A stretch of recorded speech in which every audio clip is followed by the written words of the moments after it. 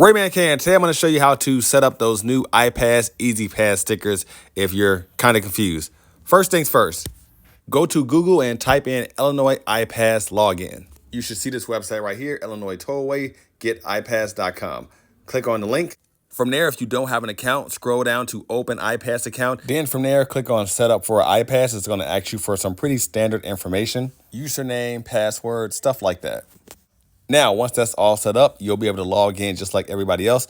For those of you who already have an account, just log in from this screen.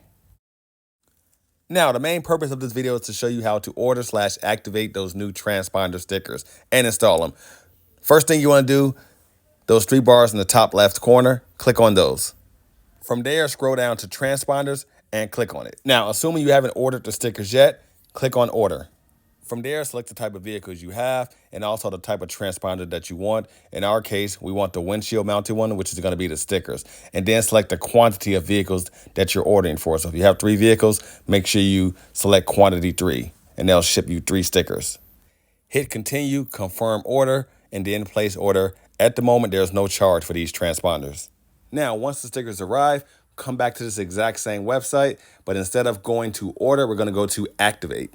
On this page, this is where you assign a particular transponder to a vehicle. You're going to scroll on down and input the serial number and last letter that's on your transponder sticker into separate boxes, and then assign a vehicle based off the ID tag on the license plate. Make sure you remember what serial number is assigned to what vehicle. Now, as far as installation goes, it's recommended that you install these stickers behind this black dotted area. If not possible, then behind the mirror. The reason being, these new stickers have an RFID chip inside of them, and newer cars' windshields have a coating that sometimes blocks the signal. So if you can, stick it behind the black dotted area, but if not, then behind the mirror. But if not there, I mean, it's going to work most of the time regardless. So first thing to do, clean your windshield, dry it off, apply the sticker from the inside of the car, and that's it. Take care. I'll see you all in the next video, and thanks for watching.